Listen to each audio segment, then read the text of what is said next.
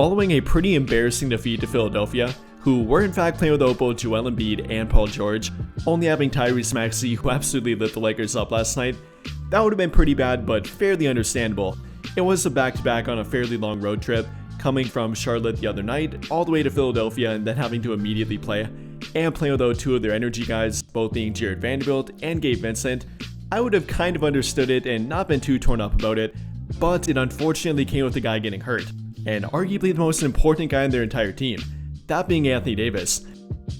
During the first half of the game last night, Anthony Davis went down during the first quarter and suffered what they're calling an abdominal strain, and per the Lakers via medical update, Anthony Davis underwent an MRI earlier today that did confirm an abdominal muscle strain, saying that he'll return to Los Angeles today and will be reevaluated in approximately 1 week, which will keep him out for their next 3 to 4 games.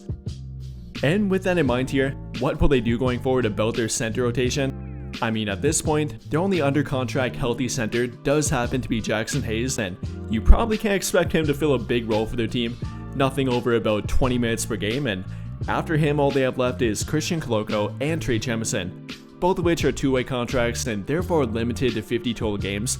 Now that won't be a problem for a week duration, about 3 to 4 games, but they're definitely not guys you can rely on for every matchup, more situational and matchup dependent kind of players, so maybe you do want to think about adding more depth to their team. And with that being said, there has been a report about them looking to do that. Per Jovan Buha The Athletic, adding another big has become quote-unquote even more of a priority for the Lakers now that Anthony Davis got hurt. And then in addition to that, another report from Clutch Points via Brett Siegel and Anthony Irwin say that the Lakers have held quote-unquote extensive internal conversations about Myles Turner, a guy they've been linked to for multiple years now, a guy they wanted to trade for and have tried to trade for, and a guy they would probably like to pair with Anthony Davis.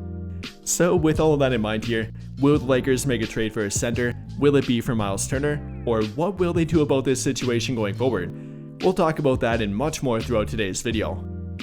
And well, I think we'll begin by taking a look at the Lakers' schedule while they play without Anthony Davis. If he is in fact out for about a week, 10 days, maybe even 2 weeks, that means he'll be out for about 3 to 4 games, maybe even 5 games. And for matchup number 1, that'll be with Washington tomorrow night. They don't really have a dominant center per se, but even a guy like Jonas Valanciunas could give them trouble without Anthony Davis. And then after that game on Saturday night, they're matching up with New York, and that means Karl Anthony Towns too could give them some trouble. I mean, even with Anthony Davis, that'll be a tough matchup, so good luck to Jackson Hayes and Christian Koloko, Trey Jemison in taking on that one. Then after that game, they come back to LA for a matchup with the LA Clippers, taking on Ivica Zubac, and once again, that'll be tough even with Anthony Davis, so that'll be a tough one for them. Then after that, they'll take on Golden State, and hopefully that'll be the final game they'll be without Anthony Davis, kind of in that week to 10 day time frame for his recovery, so hopefully he'll be back after that, but even that one could be a tough one for them. A smaller team and probably the best matchup for the Lakers here without Anthony Davis, but that's really a matchup that Anthony Davis can take advantage of, like he did last time against them. So overall here, likely playing without Anthony Davis for a matchup with Golden State, the LA Clippers, New York Knicks, and Washington Wizards. So if they could simply go 2-2 during that time frame, I'd be fine with that. Playing without Anthony Davis alone is pretty tough, but then taking on a matchup like Karl Anthony Towns and Ivica Zubac definitely will be very difficult without AD. And with that in mind here, will they try to address that problem, aka the center problem, while Anthony Davis is hurt and before the February 6th trade deadline? Well, that's definitely up to interpretation, but they've shown some willingness to do it via trade rumors, but obviously have taken no action yet. The only action being signing Trey Jemison via a two-way contract or Christian Koloko back in September. Neither of which have made a huge difference, but at least should help them a little bit in this time frame, but definitely won't be the overall key to playing without Anthony Davis. And again, that has led to many fans wanting them to trade for a center, and the Lakers may be looking at trading for one as well. But with them apparently not interested in either Jakob Poeltl or Nikola Vucevic, along kind of being out on Walker Kessler, all of which is per Mark Stein, saying that the Lakers are not expected to join the hunt for either Vucevic or Jakob Poeltl, while Walker Kessler is quote-unquote believed to be as close to unavailable as it gets. So with that in mind here, could they pull a trade for Myles Turner, and would it actually be a possibility? Well, I talked about this about a week ago, suggesting that it might be due to his contract or what the contract they might want in the future, and then with the Pacers' current payroll. Next season, they're at about $168 million right now, and that's only about $20 million away from the second tax apron. And if Myles Turner would in fact want a $30 million per year kind of contract, which pretty much is guaranteed at this point, they would be over that second tax apron. That's a place that no team wants to be in, especially not a small market team. If you're a second apron team, you're kind of in salary cap hell at this point, not being allowed to take back money through a trade, can't trade multiple players away at the same time, can't really use the buyout market, and being heavily restricted in making moves in general. So again, not a place you want to be in, not a place that they want to be. And with that in mind here, would they consider trading Myles Turner? I think they would for the right price, and a team like the Lakers might be willing to, or might be desperate enough to give them that price. Now I'm not saying it's guaranteed to happen, far from it, but they theoretically could make a pretty good offer, including something like Rui Hachimura with Jalen Hood-Schifino to make the money work, along with an unprotected first-round draft pick, likely being in 2029, along with maybe a second-round draft pick or two, and then a pick swap, maybe being in 2026 or 2028.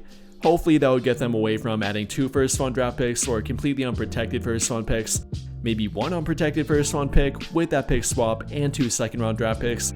I think that's both the absolute most that I would be willing to give up. Probably not willing to include Dalton Connect with that, but some people might, and that's probably around what the Pacers would want for him at the bare minimum. And well, that definitely will be taking a pretty big risk.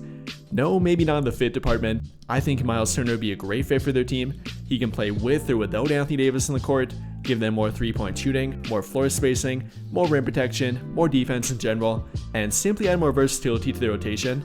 In that regard, I think it would be great and definitely a risk worth taking. But then when it comes down to his contract, that's where a majority of the risk would come from. After all, he's currently on a 1-year expiring contract, and that means they could walk from their team for nothing. Even with them being confident about retaining him, or likely being confident about it, there's no guarantee that he would resign with them, and there's nothing that would make him come back to their team. He could simply leave their team even after they trade a trade haul to get him, and they would feel pretty dumb about it after that. Obviously, again, they feel confident about retaining him.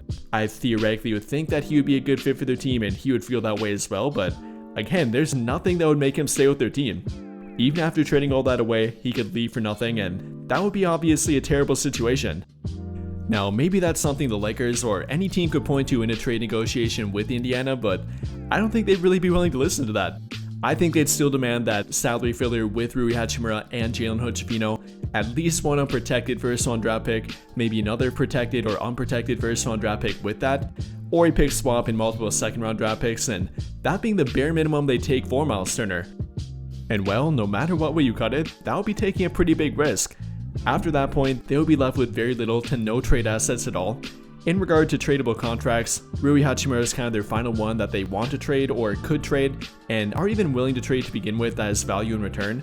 And after that point, they'd be left with Austin Reeves, not a guy they want to trade, Gabe Vincent, who they could trade but not much value there, Jared Vanderbilt, who has absolutely no trade value right now due to the health situation, and that's pretty much it.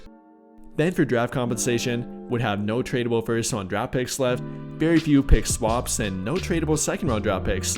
So they'd pretty much be left with nothing. Now again, might that be a risk worth taking? They might feel that way, they might not feel that way, but it definitely is an argument you can make. And then on top of that, I think Indiana might be more willing to trade him than some people might think. Again, you definitely don't want to be a second tax apron team, and re-signing Myles Turner likely would do that for their team. So they obviously don't want to lose him, but they don't want to become a second apron team either.